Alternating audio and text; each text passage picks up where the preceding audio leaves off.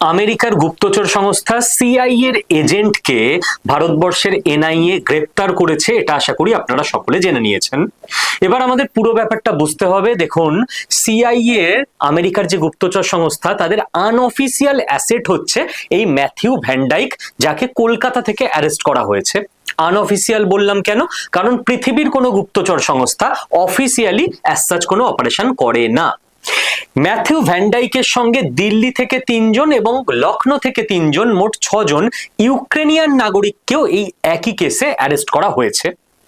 এই যে Matthew van Dijk, এই লোকটা লিবিয়াতে যুদ্ধ লড়েছে এবং রাশিয়ার বিরুদ্ধে ইউক্রেনে দাঁড়িয়ে, ইউক্রেন আমেরিকার তরফ থেকেও যুদ্ধের ময়দানে দাঁড়িয়ে যুদ্ধ লড়েছে।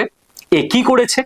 এ কলকাতায় প্রথমে এসেছিল টুরিস্ট ভিসাতে ইন্ডিয়াতে, সেখান থেকে গুয়াহাটি যায়, সেখান থেকে আমাদের যে নর্থ ইস্টের রাজ্য মিজোরাম সেখানে যায় ডকুমেন্ট ছাড়া, এবং মিজোরাম থেকে এ মায়ানমার যায়।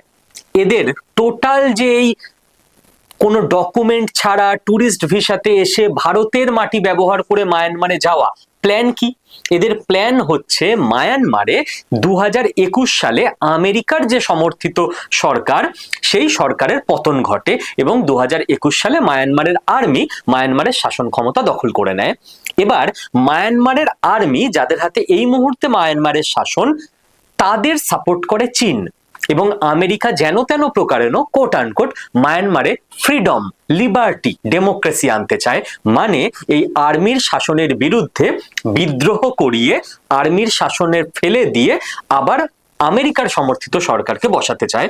এই জন্য এই লোকটা মায়ানমারে গিয়ে ওখানকার বিদ্রোহী গোষ্ঠীগুলোকে ড্রোন ওয়ারফেয়ার টেকনিকের ট্রেনিং দেওয়ার কাজ এতদিন ধরে চালাচ্ছিল।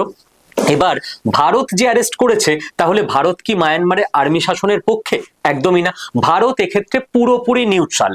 কিন্তু ভারতের পয়েন্ট একটাই যে ভাই, আমাদের দেশের মাটি ব্যবহার করে তুমি মায়ানমারে যেও না, ওখানে যা করার তুমি অন্য জায়গা দিয়ে করো, ভারত কোনো রকম ভাবে জড়িত থাকবে না।